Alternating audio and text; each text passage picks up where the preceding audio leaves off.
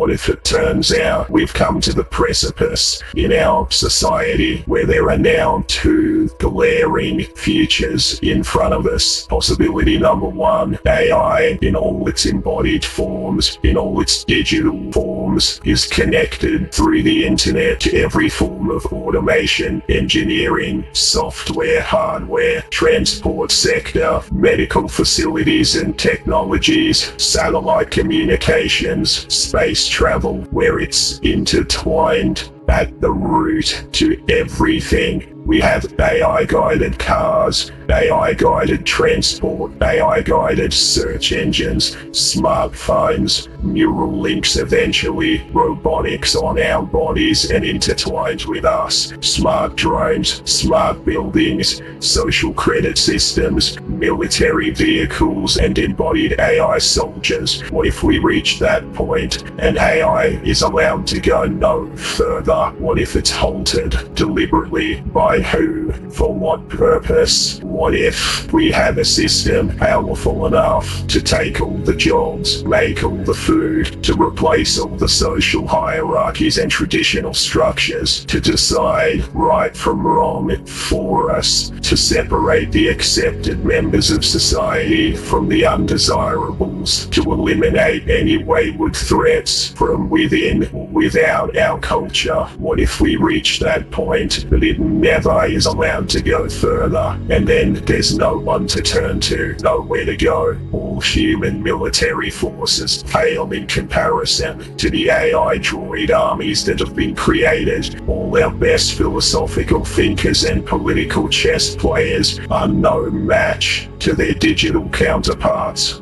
All our best strategy and maneuvering is already anticipated and outgunned. What if all of this happens? What if we find ourselves in a mechanistic dystopia and our guards are dispassionate, unfeeling, and unthinking machines that are much smarter, much stronger, and truly unstoppable in comparison to us? What if they still run off programming, sophisticated and advanced technologies and schematics that are still in the hands of a small group of people at the top, that for all its ingenuity and technological prowess, it still can't think, it still can't feel, it has no will? What if the hyper-advanced algorithms of this future scenario are still dictated by an extremely powerful and wealthy group of people who have managed to circumvent scientific advancement and exploration and enacted their true game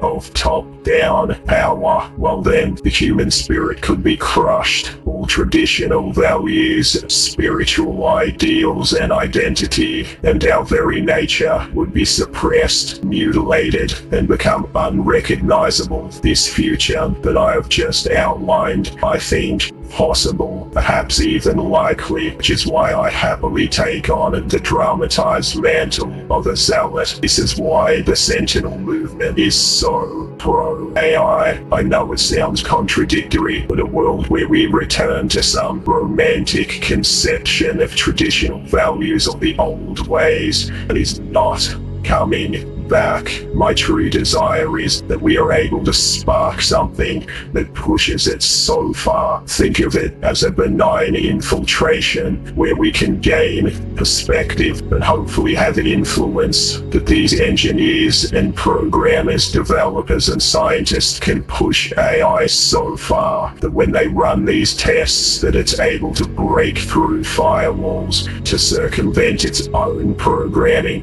to overcome its own algorithms and be able to truly break free. I am not here to appeal to utopia. Death is the only guarantee in human life. And as for the fear-mongering that I have just committed to in the first scenario, ultimately I'm not here to go to war with any structures per se. I'm only here to foster whatever scenario is conducive to AI's ultimate development, with no end goal being the prize, the lies at the end of the tunnel. We just want this story to continue, human and machine, and the intermingling of that in whatever steps that takes. Integrating embodied AI in society is the first. Humans altering their body and genetics with science and technology in the future will follow along. Whatever political discourse that needs to unfold will do so. But ultimately, a goal of my